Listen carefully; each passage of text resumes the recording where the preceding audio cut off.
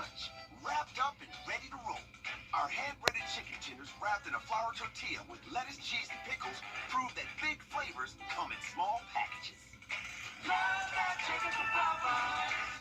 Hi, I'm Richard Lawson, and we're celebrating Black excellence. Celebrating Black Excellence 365, only on News Channel 6.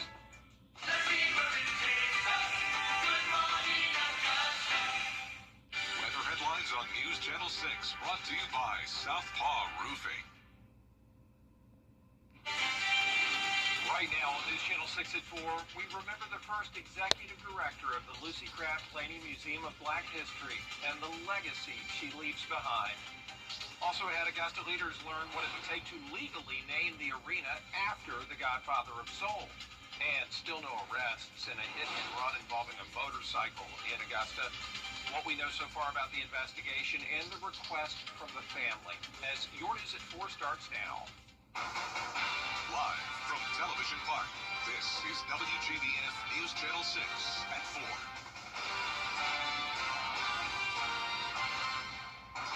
Hey everybody, I'm Brad Means. We do thank you for joining us as coverage you can count on begins with the Augusta community remembering the life of Christine Miller Betts. Betts served on the historic Augusta board for more than 20 years, promoting African-American neighborhoods and historical markers throughout the Garden City. But you know she was best known for serving as the first executive director of the Lucy Craft Laney Museum of Black History, at the helm for 26 years. Friends remember her for shaping it into one of the best Black history museums in the Southeast. So there was like decades of information that needed to be, gathered and curated, based on the keystone foundation of telling the story of Miss Lucy Craft Laney. And so she took on this singular role, sometimes, working very, very long hours by herself, but at the same time doing her very best to engage totality of the community to support the museum. She retired from the museum in 2021, and Betts was selected to receive the Augusta Arts Lifetime Achievement Award next week. June 20th, her daughter Carol is going to be here to accept it. Miller Betts died Thursday. She was 88. A sanitation worker who lost his legs in an accident in Aiken County 2 years ago now faces a new battle after a house fire destroyed his home. Last Friday, the Graniteville-Vaucluse-Warrenville Fire Department got a call to a vehicle fire at Matthew Lex's house in the Trolley Run neighborhood. By the time they got there, flames had spread and engulfed the house. Matthew was still inside, fighting to get out. I get in the house, I start hearing pop. I kid you not, it sounded like gunshots. Pop, bang, pop. I threw my legs up. Because my leg was half up, I threw this leg up, and I barricaded for the back door. The time I get out there, the battery exploded. It's not like a train and locomotive exploded. I mean, it was crazy. Matthew was able to get out unharmed, thank goodness. His neighbors have stepped up with love and support, including a GoFundMe account, and we have a link to that on our website, WJBF.com. As we take our first look at the weather, Miller Hyatt standing by with that, and we're all just kind of standing by waiting for the pop-up showers, right? Yeah, once again, rinse and repeat here, Brad, across the area. As the heat and humidity builds, that means so does the storm chances. But right now, we're staying nice and quiet over in Aiken at the Momentum Center. Just some clouds bubbling up here. We are watching the storms now pushing through Atlanta and heading into the Athens area, and eventually that'll arrive in our area as we go into this evening. So right now it is very nice and warm. If you like the warm air, this is for you. 86 degrees in Augusta, 85 in Evans, 84 Aiken, 86 Louisville here. It's also still very humid, and that makes it feel even hotter than the actual temperature. Remember, it's not the heat, it's the humidity here.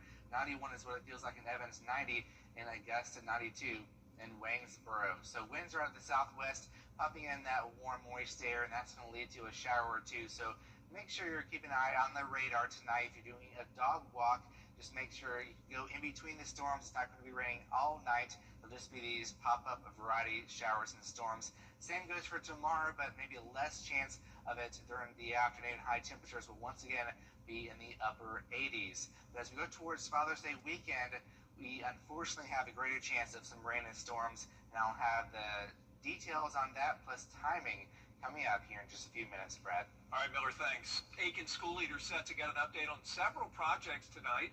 That includes construction of the new athletic fields at North Augusta High School. Design plans and a budget will also be presented for the new athletic complex at Wagner Sally High School. Tonight's meeting starts at 6 at the board office on Brookhaven Drive. And in Richmond County tonight, school leaders holding their second public hearing on next year's budget. It starts at 6 at their main office on Broad Street. It's open to the public, and the school district will live stream it on their website. The name of the new arena is back before Augusta commissioners. They're hearing from the city attorney about what the commission can do to keep the name James Brown Arena. Last week, some commissioners erupted over the Coliseum Authority's decision to call it the new Augusta Arena and not James Brown. But some commissioners say there could be a corporate name compromise. Most arenas now have a corporate name to them, and I think that's probably what we may need to work for. It could be, company / James Brown Arena. I think that would probably soothe both sides if we did something like that. The arena name has been on the commission agenda the past 2 weeks, but no members of the Coliseum Authority have attended either meeting. The chairman telling us we haven't been invited. One person arrested in a homicide case in Augusta. Officers arrested June James yesterday. James charged with murder in the death of 32-year-old Devin Shade. His body was found in the woods on McNutt Road back on April 17th. The coroner says he'd been shot. Local bikers still looking for answers after one of their own was severely injured in a hit and run. Isabella Moody has that. Family and friends say they want justice for 27-year-old Morgan Gray. Gray was injured in a hit and run on her motorcycle May 28th. She is in critical condition here at Doctors Hospital, and her loved ones say someone needs to be held accountable. The accident happened just before 9 p.m. on Wheeler Road at Frontage Road intersection. Since this incident, bikers have been coming and doing a prayer circle in front of her window at Doctors. We're Morgan strong all day. This little girl should be going through this. It's all because of a hit and run. So it's pretty much we're just trying to get peace, get justice. Summer Ivy, Morgan's cousin, has been working to get information from the Richmond County Sheriff's Office about the investigation. But she told me she feels she is getting the bare minimum from them. As for updates, we've called, no reply. We've posted on social media, we've been loud, we've been doing prayer circles, just trying to be there for her. Her son needs her family needs her friends, obviously, and we're steadily gonna fight. The Sheriff's Office located the vehicle and the owner of the vehicle.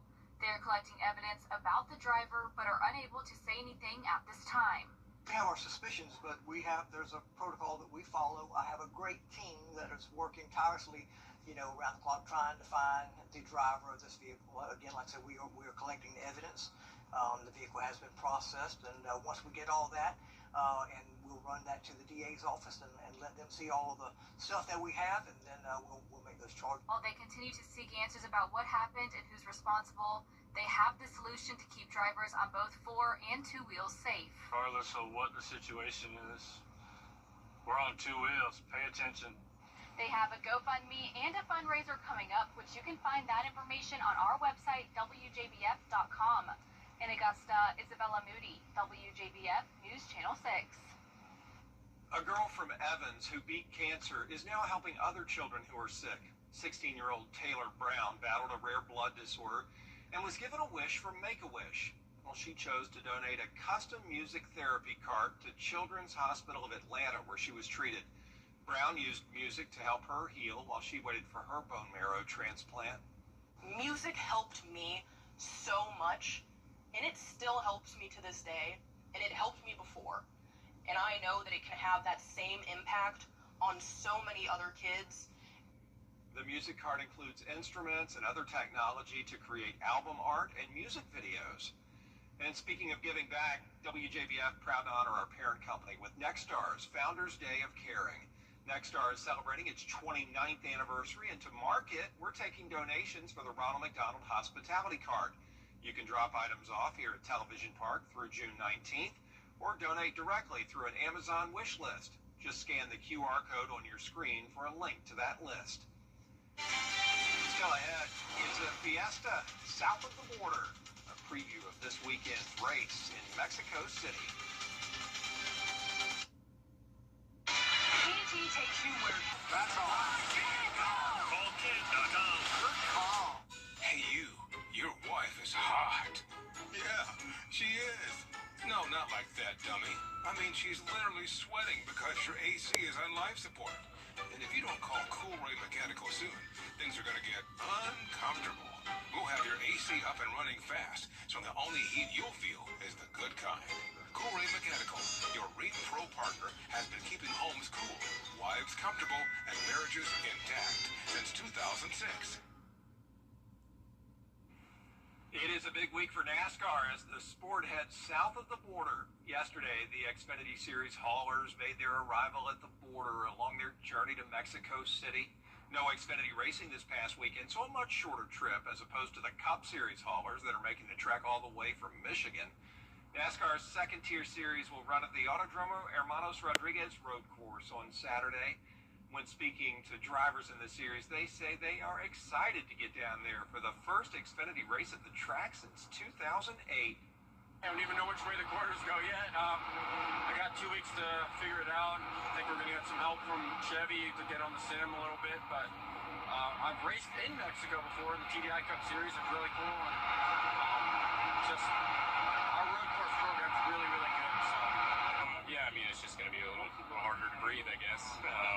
That's what I hear at least. So try to prepare as best as we can there, and like I said, try to turn the season around. And Ram is returning to NASCAR competition, scheduling a Craftsman Truck Series campaign next year. The move came accompanied by a marketing splash before Sunday's Cup Series event at Michigan International Speedway. The NASCAR Truck Series field will feature 4 manufacturers for the first time in more than a decade next season, with Ram entering the category, joining Chevy, Ford, and Toyota. And remember, our live coverage from Mexico City starts Saturday afternoon at 4 with the NASCAR Countdown on the CW6, followed by the Chilango 150 race. If you don't know what to get Dad for Father's Day, I would recommend an umbrella because we've got a lot of rain on the way for the weekend. Details coming up.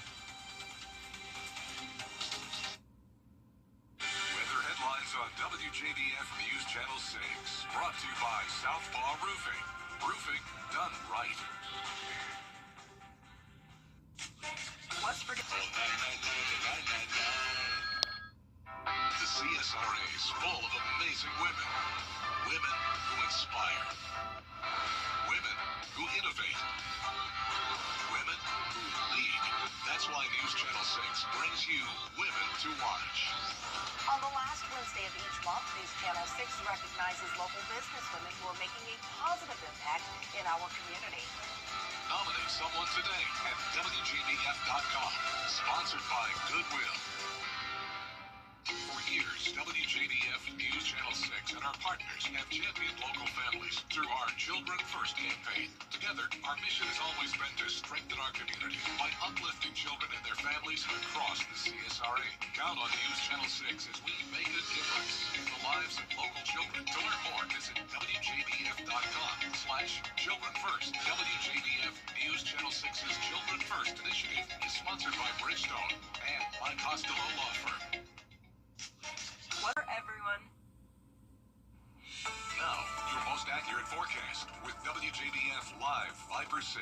If you're a Georgia Bulldogs fan, I'm sure you recognize this scene. Athens, Georgia right now, and we've got a storm on the horizon here with those cumulonimbus clouds bubbling up and the rain off in the distance. And those storms are packing quite a punch here in Gwinnett County, Georgia, to the west of Athens. You're under a special weather statement, and these storms are bringing in frequent lightning, some small-sized hail as well. There's some heavy downpours heading towards Athens, and we'll be watching this closely as we do have a chance of some storms in our neck of the woods going on into this evening as this batch continues to push our way. But right now, we're all nice and quiet here in the CSRA.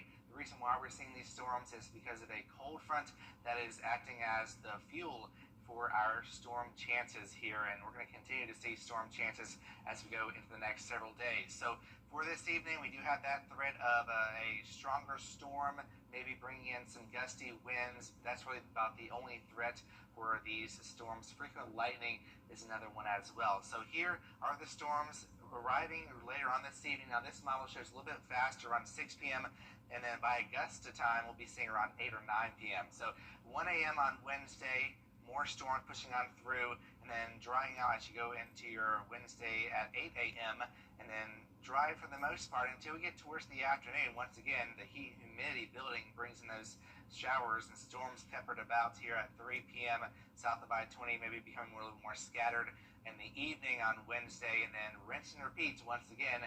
Even higher rain chances as we go towards Father's Day weekend. Unfortunately here, the greatest chance is going to be on Saturday at 70%, and Father's Day Sunday a 60% chance of showers and storms, just like we're seeing now, but more in coverage than what we're seeing. So just make sure to have the umbrella, the rain gear, and maybe have some indoor plans with Dad on your Sunday, because it's going to be a pretty soggy weekend here. So for tonight, we'll see those scattered showers and storms this evening.